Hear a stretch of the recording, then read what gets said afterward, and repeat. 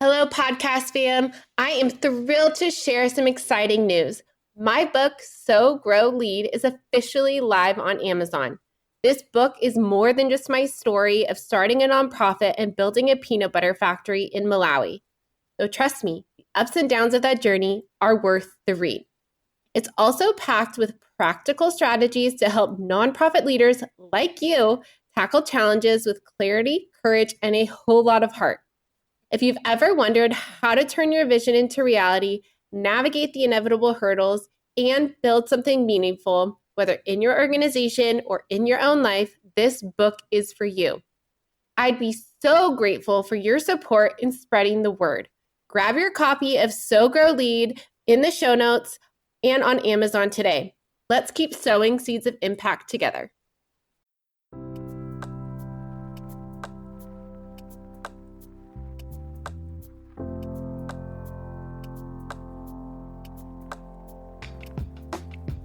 Welcome to the Lead with Heart podcast, which is dedicated to nonprofit leaders who are passionate about making a difference. I'm your host, Haley Cooper, and I'm thrilled to have you join us on a journey of growth, inspiration, and transformation. At Lead with Heart, we believe that leading with heart means embracing empathy, compassion, and authenticity in every aspect of our work. It's about putting people first, fostering genuine connections, and creating a positive impact that goes beyond numbers and metrics. In the nonprofit world, it can often feel like we're carrying the weight of the world on our shoulders. The challenges are immense and the road can be lonely. But here, you're not alone. This podcast is a community where we support each other, share our stories, and learn together. Each episode will dive into personal and professional development topics tailored specifically for nonprofit leaders. From innovative fundraising strategies and effective team management to self-care practices and leadership insights, we're here to provide you with practical strategies that you can apply to your life and work. My goal is to empower you, elevate your leadership, and engage your heart in all that you do. I want to help you navigate the unique challenges of the nonprofit sector with confidence and resilience, so you can continue to create meaningful change in the world. So whether you're driving to a meeting, taking a break, or winding down for the day, tune in and join us on this journey. Together we'll discover what it truly means to lead with heart. Thank you for being here. Let's dive in. Welcome back to the Lead with Heart podcast. I am so excited to talk to Alejandra Ramirez. She is an internal communication strategist and is a veteran culture builder with nearly 2 decades of experience helping organizations transform from the inside out. And if you know me, this is my favorite topic, so we're going to dive deep today. She founded Ready Cultures to bring clarity, connection, and care back into the workplace, turning teams into their organization's greatest assets. With deep expertise in crisis communication, executive messaging, team alignment, and scalable systems, Alejandra offers practical solutions for organizations struggling with misaligned messages and disconnected teams. Rooted in belief that a better culture begins with better communication, her approach blends strategy with empathy, helping leaders build trust, reduce burnout, and create sustainable cultural change that fuels both impact and well-being. Well, welcome to the podcast. Thank you for having me. So I would love to know a little bit more about your background. Is there a pivotal moment in your life where you knew that this was what organizations were struggling with? What brought you to this work today? Yeah, I started Ready Cultures because I kept seeing the same pattern over and over again, which was teams full of smart, passionate people getting stuck. And it wasn't because they didn't care, but because communication inside the organization was breaking down. So decisions weren't clear, priorities kept shifting, and leaders had great intentions, but the day-to-day experience just didn't match what was being said. And that's when I realized that culture really lives in what we signal and not just what we say. And it shows up in how people feel when they show up to work. And to me, that experience is shaped by communication more than anything else. And so I decided to build this organization to really help businesses get that part right and build sustainable systems for communicating with that essential clarity and emotional intelligence and purpose, because that part is so essential to the success of a business. And the inside sort of bleeds into the outside if it's not done well. Yeah, and I totally agree with that. And I have experienced that in my workplace, specifically when it comes to fundraising. And when you are talking about this idea of internal communication, let's just start with the culture communication gap.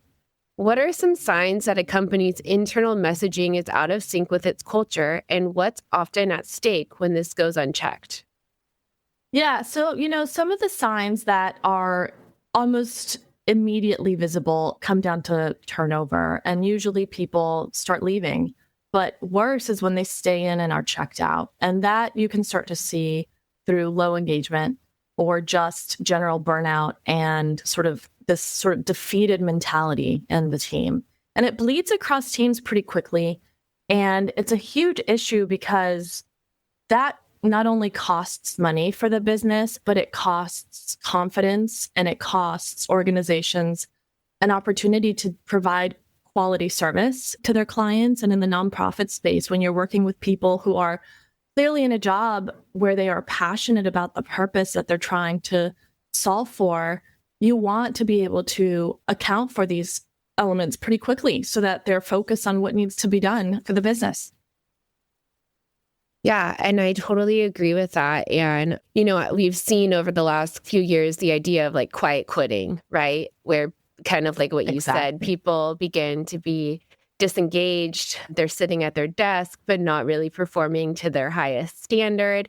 And it's not necessarily like their fault, right? It is an internal culture where people feel disconnected. They don't feel supported in their role, and they don't really know where to go next, but they know that they need to keep a job, right? And so we've just seen this over the years where organizations have struggled, especially with changes, to maintain that internal culture. And you mentioned a little bit about values, and I've seen a lot in the workplace. People have internal values, but they are reflected externally in the way that they serve the community. And it's not really reflected internally in how they take care of their staff. So can you talk a little bit more about what you meant when values should be a design criteria?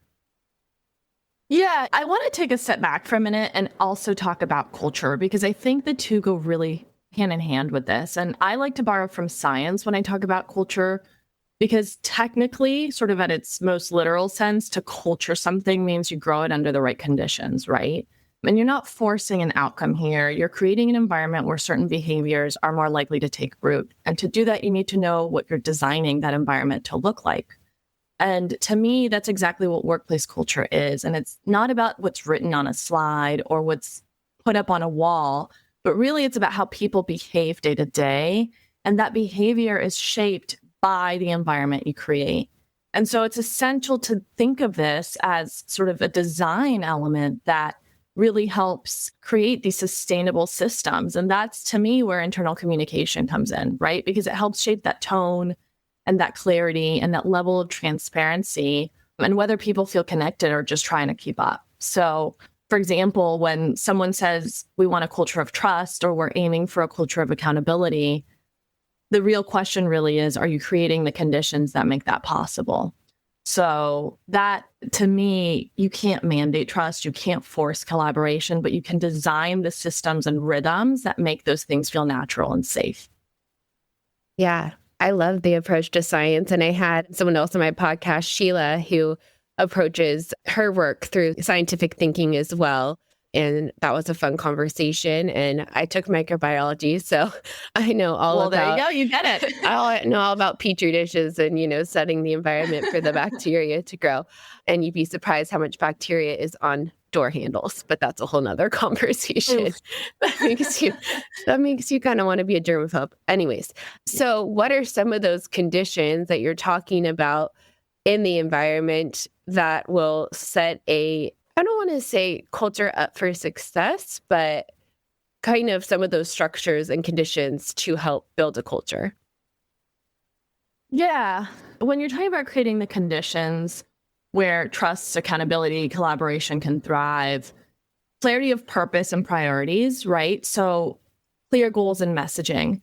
Maybe it's a document that discusses values and action.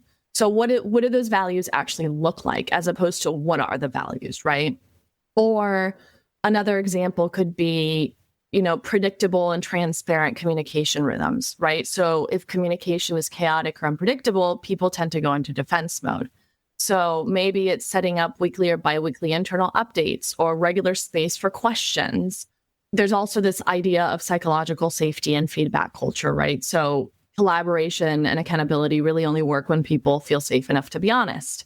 So how can you do that? It's through leaders modeling vulnerability and clarity, or mistakes being handled with learning and not blame, setting up feedback loops, right? All of these things start to create this predictable system through which employees can feel like they're a part of something and feel like they belong.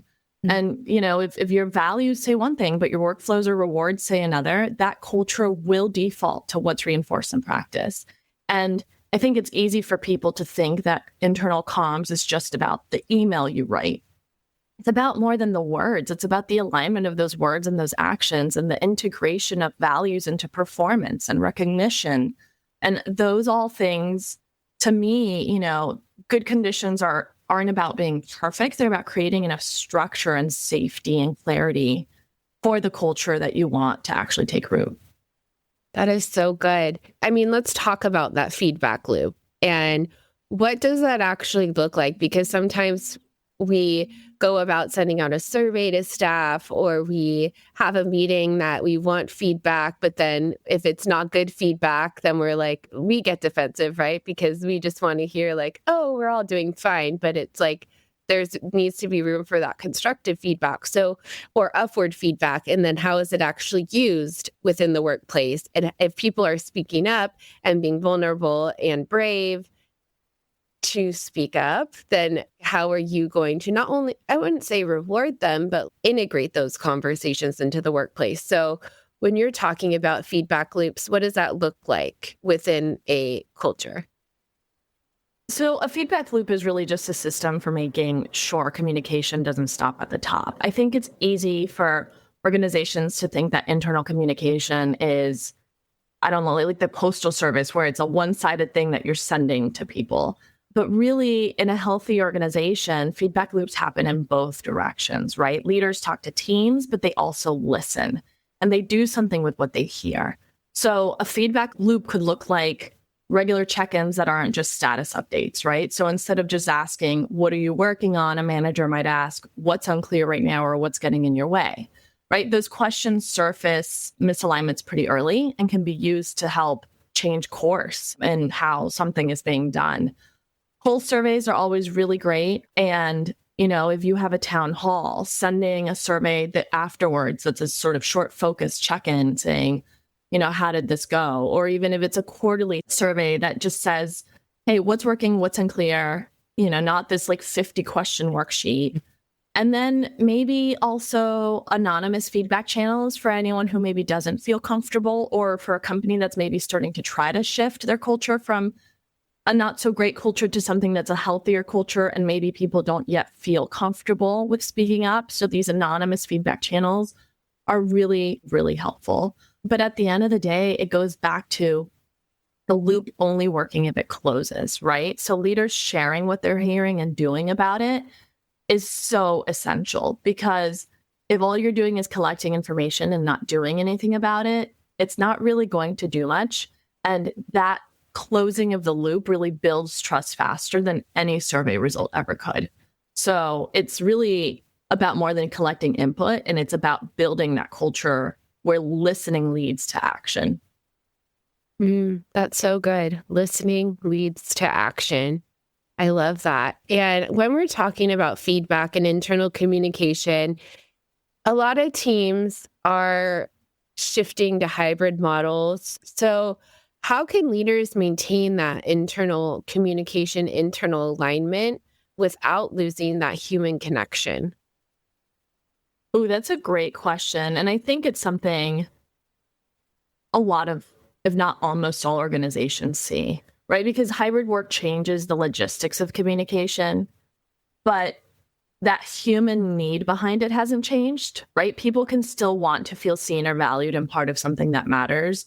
So to your point, how do you maintain that sense of connection when you're not all in that same room? It goes back to building and designing those sustainable systems. So setting clear norms for how communication happens, right? So decide as a team what goes in email, what happens live, what maybe goes on Slack, when do we document decisions, what's async versus real time, right? So that creates clarity and avoids that digital overwhelm that tends to happen when you're working remote. I think we all went through that, right? When COVID hit and everyone went remote and everyone was figuring out what the heck was going on.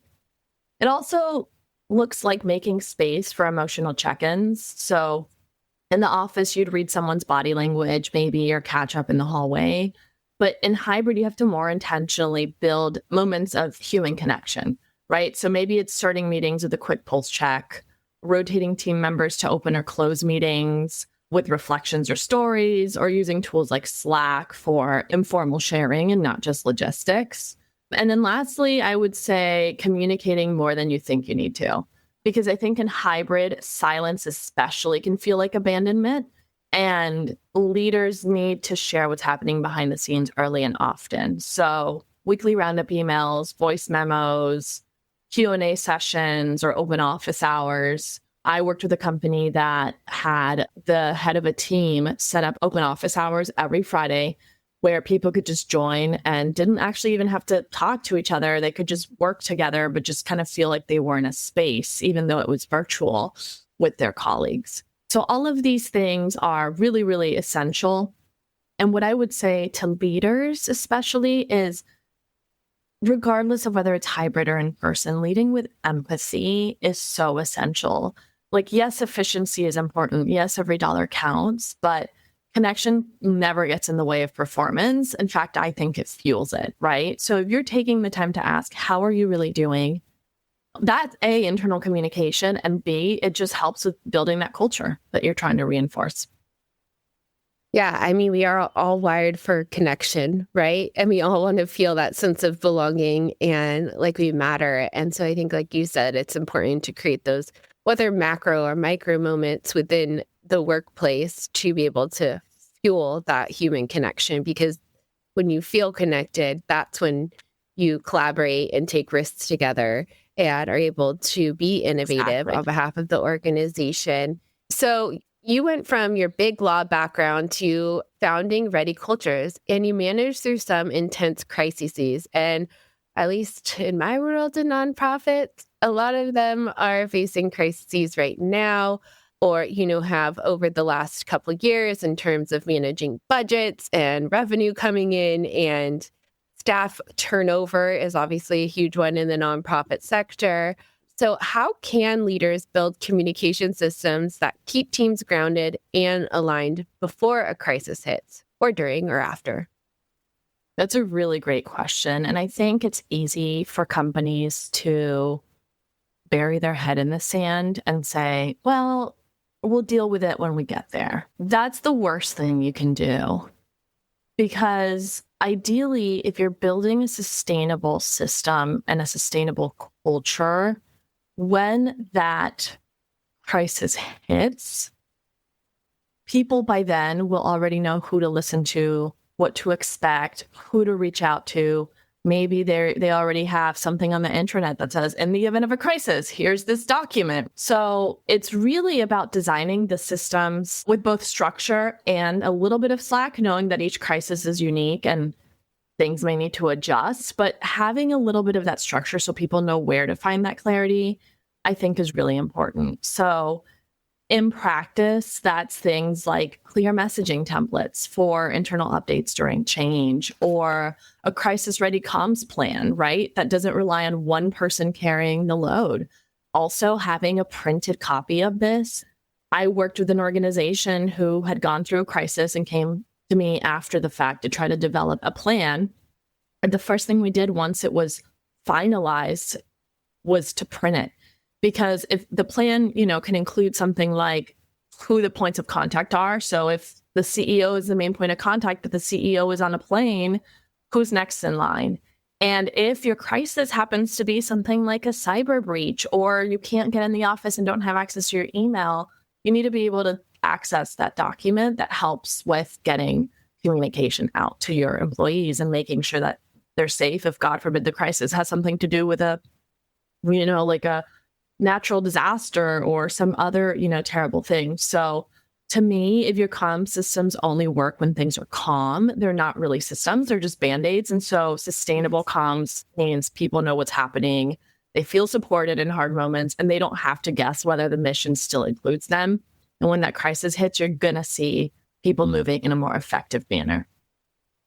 So you were talking about, clear communication, regular communication, especially in and out of times of crisis, right? And for me, a lot of people that I've worked with and I've struggled with on two different sides, but they struggle with the leader holding the vision and not really communicating down to the rest of the staff. And that's where disconnection happens, because the leader has this great, grand idea for their mission, and it's wonderful, but they hold it all in their head. And then people are like, oh, well, how do I play a part in that vision? So I think I should be doing this and going over here and accomplishing this, because there's not those clear expectations on how whatever their role is going to carry out that vision. So in terms of internal communication, what systems can be in place where people constantly feel like their role matters, what they're doing is important, and how it is carrying out the vision that the leader has set? Yeah, that gap between leadership vision and team experience is not unique, right? A lot of people or a lot of organizations experience this. And I don't necessarily think it's intentional, right? But I think it's easy for companies and leaders to think of internal communications as an afterthought, when in fact is a very strategic pillar to how they run a business and a very strategic element to leadership. And holding the vision in their heads is not helping anyone. So, a leader may know where they're going and feel the purpose, but they haven't created a rhythm for sharing that vision in a way that helps people.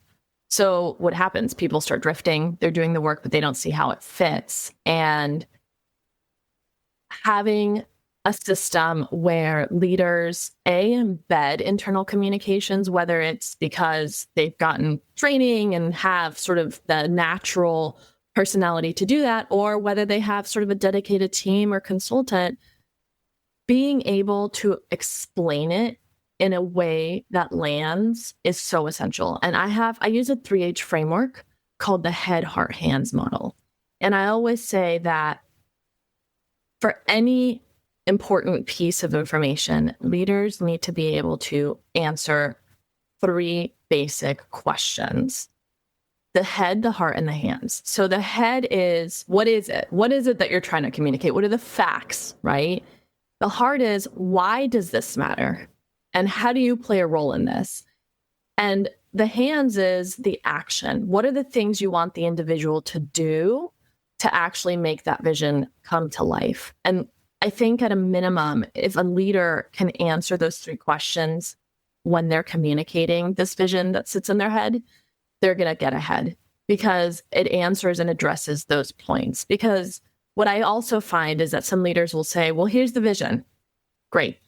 That doesn't really help employees feel like they're a part of something. They're just like, okay, like, great, that sounds like a lovely vision, but they don't feel connected to it. And so having that heart and hands element really helps tie it all together and helps employees sort of see themselves in that vision. And leaders really, again, like, it has to be a strategic effort and not an afterthought when they're thinking about internal comms. Yeah, and I totally agree with that. And, when we're talking about this idea of transparency and regular communication, so let's say there's a transition in like the CEO or the leadership team, and I've experienced this where then I wasn't well equipped to then communicate externally about what was happening, and people ask questions, and get curious, and, people like drama. So they want to ask what happened, right? And I wasn't specifically equipped to tell people what was happening. So how does internal communication affect external communication? And how can you set up the systems and frameworks where people feel confident in their ability to communicate about the organization, regardless of if there's like a transition, but specifically if something major is going on within the organization? I always say that the internal always bleeds into the external. If employees don't know what's happening, they're unable to do their jobs. And if they're unable to do their jobs, they're unable to meet the needs of the client. And so I would say that for whether it's a transition or not, being able to incorporate internal communication at the beginning of the planning. So let's say the CEO transition is happening. Let's use that example you talked about. When that happens, if that's when you're starting to figure out what you're going to say, it's already too late. So organizations really need to be investing the time and thinking about what they're going to need to be saying from the very beginning of when that transition is clearly going to start to happen. And those are questions that need to be asked at the very beginning. And so asking who needs to know this information? When does this information need to be shared? How does this impact the different people that work with us and the people that we work for? All of these questions are things that should be addressed up front. And it can look like what I call a cadenced approach, where maybe, part one is letting sort of the senior team know and saying, here's what you can expect, and saying, here's how the vision is changing or not changing. And here are the dates for when things are going to happen. And then maybe part two is letting employees know and giving them the details that they need and giving them talking points if they feel like they're going to get questions from their clients. And I think too often leaders think that they have to wait to know all the answers to communicate something out, when in fact, even saying that they're working through something and that they'll be able to share more in due course helps fill that silence that people naturally tend to fill with anxiety and a lot of the unknown. And so, all of those elements are really key. But again, embedding that internal comms piece from the very beginning will just naturally help with that clarity and empowerment that I think employees are looking for. Yeah, I love that idea of embedding it from the beginning and throughout everything that you do. And like we're talking about, many organizations say they value authenticity and transparency, but employees don't always experience that. So what does it really look like for organizations to walk and talk the cultural talk?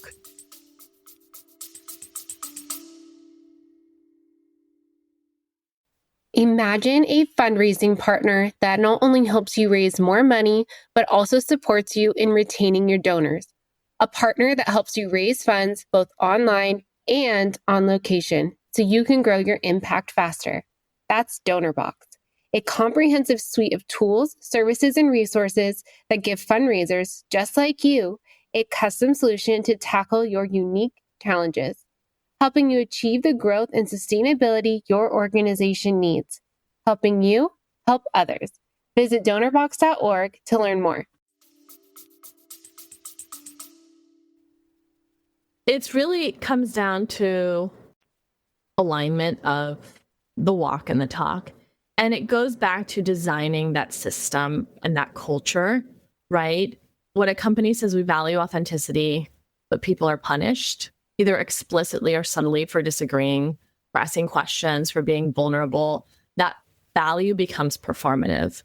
And you can pretty quickly see when the walk and the talk are aligned, and it shows in performance, right? A team is probably meeting goals more effectively and collaborating more effectively.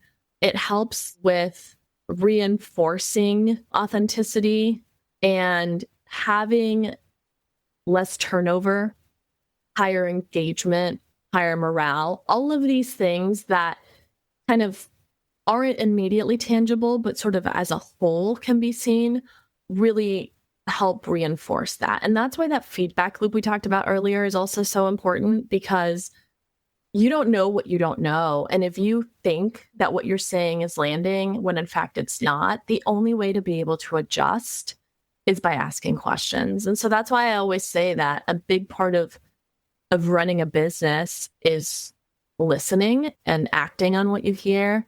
And all of that is really essentially part of internal comms. It's the message, it's the tools through which you communicate, and it's the actions you take based on the feedback that you receive. Yeah. And you were kind of talking a little bit about data, right? And when it comes to scientific thinking, you have to rely on data. And I think that's why sometimes people put off internal comms or embedding it, because it doesn't have that. It does have a direct result, but sometimes it's not tangible. And so if people are going to set up an internal comms strategy, they're listening to this and they're like, what are some of the metrics that people can use to evaluate besides surveys or, focus groups? Like, what are some of the other data points that people can evaluate how their internal comm strategy is moving forward? I think at baseline, if you're sending emails, for example, looking at open rates, right? Think about externally when you're communicating something and you think of it in terms of marketing. You're looking at, are people opening and clicking through and engaging? Those metrics help with understanding what's landing and what's not landing. Another way to measure this is through asking. It could either be qualitative or quantitative. And you said, other than surveys, but the surveys really give you that data, right? So it could be the percentage of employees who can correctly describe the organization's priorities, right? Like, that's kind of important. If they can't really do that, or if a large majority of people can't, that's probably a sign of misalignment. Participation rates are another really great stat or metric. So if, look at attendance at town halls or all hands meetings, if that participation rate is rapidly declining or is pretty stagnant and low, that's kind of a sign of maybe low engagement and trust. And the other pieces, for examples of maybe launching a new tool or things that require a change in behavior, looking at things like adoption rates of new tools or workflows is really important. And all of these elements, I think, really help with developing an initial, strategy and adjusting the strategy to help design that culture that you ideally want to thrive. Yeah, I like those different data points. And especially when it's like adopting or having that change in behavior, like how to measure that and make sure that people feel supported. And so if someone is listening to this again and they're like, okay, well, shoot, now I need to start better internal communications, what's the first thing that you would tell them to do? I would say to start by asking questions and clarifying your actual mission and strategy, because internal communications only works when you have a clear message to deliver. So if you don't have a clear message to deliver, no amount of communicating with people is going to help, because it's just going to be gibberish. So it does start with a strategy, and it starts by asking questions about what that strategy is, and also asking questions about what people want to hear, and looking at your, what I call internal comms ecosystem, right? So I work with companies on audits, and that audit starts with asking the questions and defining the strategy. So if you can, at minimum, identify what that message is going to be, identify the channels through which you're going to communicate it and how those channels are being used, and then identify any metrics that you can use to help establish a comms plan. All of those elements are things that start with asking those questions and establishing your strategy. Yeah. And I think when you're also talking about like that clear message, you also have to ask like the why. Like, why do you need to communicate this, right? Like, what's the, like you said, with the head, the heart, and the hands, like, what is the purpose of this communication? And why is it important to be delivered now? Because you can just send out a communication to communicate with people, right? But it might not land. Like, you can send an email to anyone, right? But it's like, why is it important that staff hear this today? And what is the response or the buy-in that you want from, what's the action, like you said, that you want from people within this communication? That's exactly it. Asking the why is essential. And, I think it's easy to forget that at the end of the day, people are human first. And they make decisions based on the emotional sort of, whether it's consciously or not. If you look at marketing, in marketing, you sell to the emotion. People make decisions based on emotion. And asking the why is so essential because you're essentially putting yourself in that person's shoes and helping answer the why for them. And that, if you can answer that, is really important. And that's why asking questions is such an essential part of internal communication, because it's really that bridge between the strategy and what leaders are saying and how employees are actually acting on it and hearing it. And to answer that and build that bridge, you need to ask questions. So good. Well, if people want to learn more about the work that you do, where can they find you?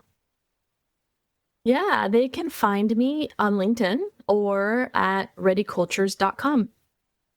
Well, we will make sure to link all of that in the show notes, and I'm going to find you on LinkedIn so we can connect. And this has been just such a fun conversation. I love these conversations and just bringing light and a new perspective. So thank you so much for being here.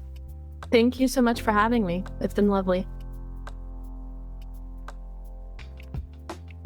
If you have valued these stories or learned something from what you've heard, please share this podcast episode or follow me on LinkedIn. Thank you so much for your support, and together we can build a better community and world.